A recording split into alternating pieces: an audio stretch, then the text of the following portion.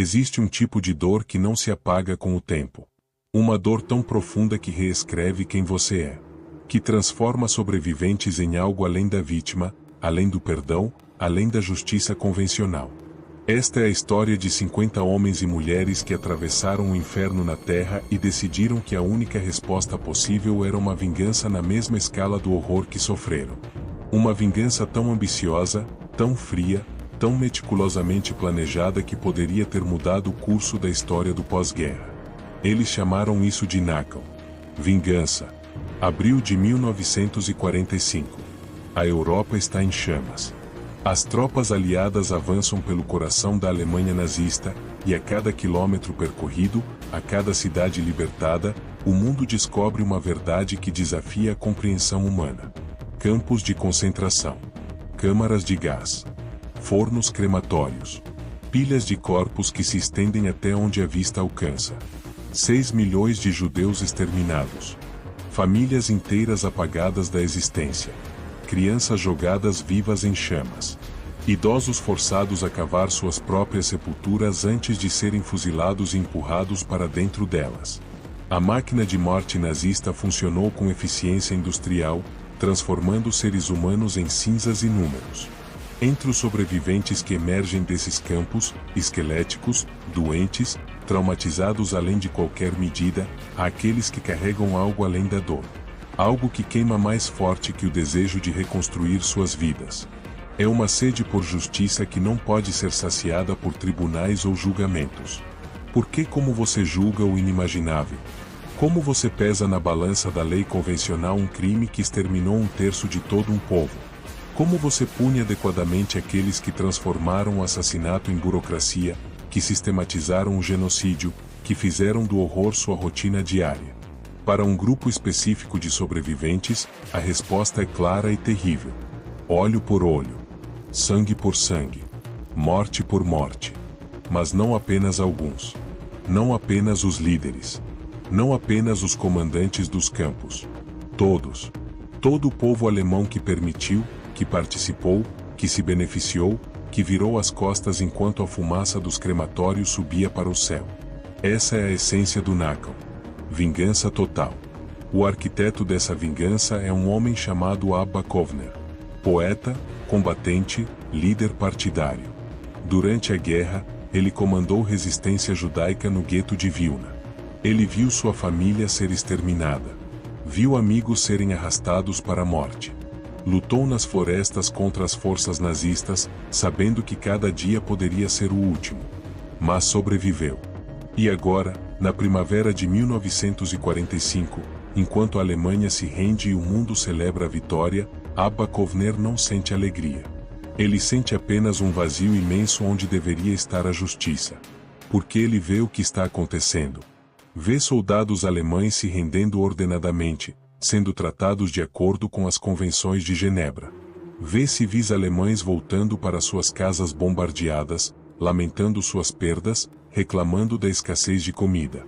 Vê o mundo começando a falar em reconstrução, em reconciliação, em virar a página. E ele pensa nos milhões que não podem virar página alguma porque foram transformados em fumaça. Pensa nas crianças que nunca crescerão. Nas mães que nunca mais abraçarão seus filhos. Nos pais que viram suas famílias serem destruídas diante de seus olhos. Não. Isso não pode ficar assim. A Alemanha não pode simplesmente perder uma guerra e seguir em frente. Tem que haver consequências na mesma escala do crime. E se o mundo não vai impor essas consequências, então os próprios sobreviventes farão isso. Kovner começa a reunir pessoas. Não qualquer pessoa. Ele procura aqueles que perderam tudo. Aqueles cujos olhos carregam a mesma chama fria que os dele. Aqueles que entendem que algumas coisas não podem ser perdoadas, não podem ser esquecidas, não podem ser deixadas sem resposta. Ele encontra aproximadamente 50 almas assim. Ex-combatentes partidários. Sobreviventes de campos de concentração. Pessoas que deveriam estar mortas mas que, por algum acaso cruel do destino, ainda respiram. Eles se encontram em segredo. Em porões. Em apartamentos abandonados. Em florestas onde antes combateram os nazistas. E Kovner apresenta seu plano. Um plano tão audacioso, tão terrível, que mesmo entre aqueles endurecidos pelo horror, causa um silêncio pesado. Ele quer matar 6 milhões de alemães. Um para cada judeu assassinado. Um para equilibrar a balança. Um para fazer o mundo entender que o genocídio tem consequências absolutas. A lógica é brutal em sua simplicidade. Os nazistas usaram veneno. Zyklon B nas câmaras de gás. Então o veneno será a arma da vingança. Mas não um assassinato de cada vez. Não execuções individuais. Não justiça seletiva. Algo massivo. Algo industrial. Algo que reflita a natureza sistemática do próprio Holocausto. O plano inicial é ambicioso ao extremo. Envenenar o abastecimento de água de cidades alemãs. Hamburgo, Munique, Nuremberg, Frankfurt, Berlim. Adicionar arsênico suficiente para matar milhões. Fazer com que mães alemãs envenenem seus próprios filhos ao dar-lhes água. Fazer com que famílias inteiras morram em suas casas, se contorcendo na mesma agonia que as famílias judaicas sentiram nas câmaras de gás. Mas há um problema. Um problema prático, não moral. Porque para esses homens e mulheres, a moralidade já foi tão distorcida pelo que viveram que envenenar civis não parece moralmente problemático. Parece justo. O problema é técnico. Como obter veneno suficiente? Como infiltrar sistemas de água fortemente vigiados pelas forças de ocupação aliadas? Como executar algo dessa magnitude sem ser descoberto? É aí que entra Itzhak Hatchner, um sobrevivente com conhecimento em química e engenharia. Ele é encarregado de descobrir exatamente como transformar esse sonho sombrio em realidade. E ele trabalha nisso com a mesma dedicação que um cientista trabalharia em qualquer projeto importante. Porque para ele, isso é importante. É o trabalho mais importante de sua vida. É dar sentido à sobrevivência. É fazer com que aqueles que morreram não tenham morrido em vão. Enquanto isso, Kovner viaja. Ele precisa de recursos. Precisa de apoio. Precisa de veneno. E ele sabe onde conseguir tudo isso. Na Palestina, onde comunidades judaicas estão se organizando, onde há pessoas com conexões, com recursos, com a vontade de apoiar qualquer coisa que represente resistência judaica. Kovner embarca para a Palestina em meados de 1945. Ele se reúne com líderes da comunidade judaica. Apresenta seu plano. E encontra uma recepção mista. Alguns ficam horrorizados. Alguns veem isso como uma loucura que apenas trará mais tragédia ao povo judeu. Mas outros entendem. Outros sentem a mesma sede por justiça absoluta. Ele não consegue apoio oficial. Não consegue que as organizações judaicas estabelecidas se comprometam abertamente. Mas consegue algo talvez mais valioso. Consegue contatos. Consegue recursos financeiros de indivíduos que doam anonimamente. E consegue, finalmente, o elemento crucial. Veneno. Quantidades massivas de arsênico, fornecidas por fontes que preferem permanecer para sempre na sombra. Com o veneno escondido em latas de tinta, Kovner embarca de volta para a Europa. Mas o destino, ou talvez a história, tem outros planos. Antes que o navio atraque, autoridades britânicas, agindo com base em inteligência que nunca foi totalmente esclarecida, prendem Kovner. Revistam sua bagagem. Encontram o veneno. Ele é interrogado. Pressionado. Mas Kovner não fala. Não revela nomes. Não entrega seus companheiros. E eventualmente, sem provas suficientes para um julgamento que revelaria publicamente um escândalo internacional, ele é solto. Mas o veneno? O veneno desaparece. Confiscado. Destruído. O plano de envenenar o abastecimento de água das cidades alemãs morre ali. Qualquer outra pessoa teria desistido. Teria visto isso como um sinal. Como o universo dizendo que não, que esse não é o caminho. Mas o grupo Nakon não desiste. Eles simplesmente mudam de estratégia. Se não podem matar milhões, matarão milhares. Se não podem atingir toda a população alemã, atingirão aqueles mais diretamente responsáveis. Os membros da SS e os guardas dos campos. Os assassinos uniformizados que executaram ordens sem hesitar. E eles sabem exatamente onde encontrá-los. em Nuremberg. No campo de prisioneiros de guerra de Langwasser, onde mais de 12.000 ex-membros da SS estão detidos, aguardando julgamento ou libertação. 12.000 homens que vestiram um uniforme negro, que juraram lealdade a Hitler, que participaram da máquina de morte nazista. O novo plano é mais modesto em escala, mas talvez mais factível. Envenenar o pão fornecido aos prisioneiros SS, não a água da cidade, mas a comida de um único campo. Não milhões, mas milhares. Ainda assim, uma declaração poderosa. Ainda assim, uma vingança que ecoaria pela história. Para executar isso, eles precisam de infiltração. Precisam de alguém dentro da operação que fornece pães ao campo. E é aí que a operação se torna verdadeiramente engenhosa. Membros do NACOM conseguem empregos na padaria Konsumgenossenschaftspakei, a padaria que produz pães para o campo de Langwasser. Eles trabalham ao lado de alemães comuns. Mantêm suas histórias de cobertura. Agem normalmente. Esperam. Ari Distel, Yeda Maimon, Vilek Nahari. Nomes que poucos conhecem, mas que carregaram sobre seus ombros a execução de uma das vinganças mais ousadas da história moderna. Eles trabalham na padaria por semanas, aprendendo as rotinas, mapeando os horários, descobrindo exatamente quando e como os pães são assados, empacotados e enviados ao campo. E então, na noite de 13 de abril de 1946, quase exatamente um ano após o fim da guerra, eles agem. A padaria está vazia, exceto por eles. Turnos foram meticulosamente planejados. Guardas foram evitados. E eles têm em mãos o arsênico. Não tanto quanto Kovner trouxe da Palestina, mas suficiente. Suficiente para o que precisam fazer. Cerca de 3.000 pães destinados ao campo de Langwasser. 3.000 pães que serão o café da manhã dos prisioneiros SS no dia seguinte. Eles trabalham metódica e silenciosamente. Usando pincéis, espalham uma solução de arsênico na parte inferior de cada pão. Não muito, porque arsênico demais deixa um gosto amargo que seria notado imediatamente. Mas o suficiente. O suficiente para adoecer gravemente. O suficiente para matar. A tensão é insuportável. Cada ruído externo os faz congelar. Cada minuto que passa aumenta o risco de serem descobertos. Mas eles continuam. Pão após pão. Pincelada após pincelada. Veneno após veneno. E quando terminam, os pães envenenados são cuidadosamente devolvidos às suas caixas, marcados discretamente para que não sejam confundidos com pães normais, e preparados para a entrega. Na manhã seguinte, os pães chegam ao campo de Langwasser.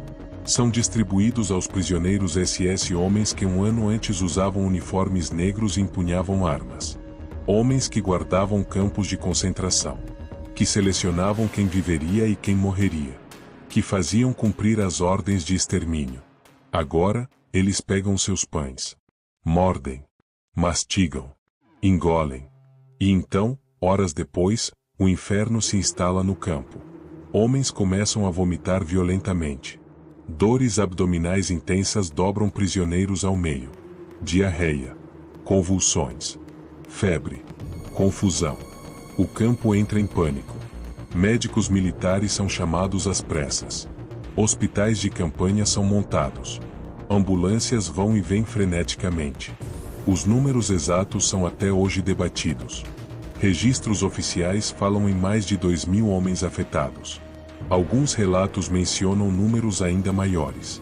Quanto às mortes, aqui a história se torna nebulosa. Fontes americanas da época reportam nenhuma morte, apenas doenças graves. Mas há inconsistências. Há silêncios estranhos. Há relatos de membros do NACOM que afirmam centenas de mortes. Há suspeitas de que as autoridades de ocupação, envergonhadas por terem permitido tal brecha de segurança, minimizaram o número real de fatalidades. A verdade? Provavelmente nunca saberemos com certeza. Mas o que sabemos é que o envenenamento aconteceu. Que milhares de ex-membros da SS foram envenenados. Que uma operação de vingança meticulosamente planejada foi executada com sucesso contra aqueles que participaram do genocídio. E os executores? Eles desaparecem. Saem da Alemanha antes que a investigação completa possa identificá-los. Dispersam-se. Alguns vão para a Palestina, onde participarão da fundação de Israel. Outros desaparecem em outras partes do mundo. Eles nunca são julgados. Nunca são oficialmente identificados. Vivem suas vidas sob novos nomes, carregando o segredo do que fizeram.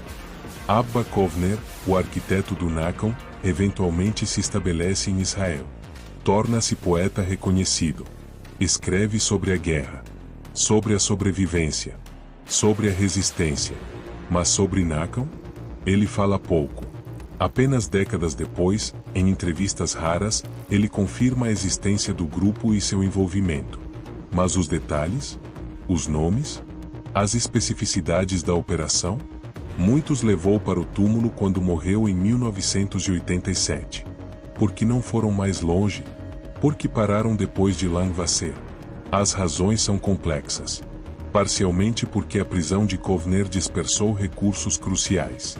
Parcialmente porque a crescente presença de forças de ocupação aliadas tornava operações adicionais extremamente arriscadas. Mas talvez, também, porque alguns membros começaram a questionar. Não a justiça da vingança em si, mas a escala. Não a necessidade de punir, mas o método de punição indiscriminada. Porque aqui reside a tensão moral que torna Nakam tão complexo, tão perturbador, tão filosoficamente desafiador.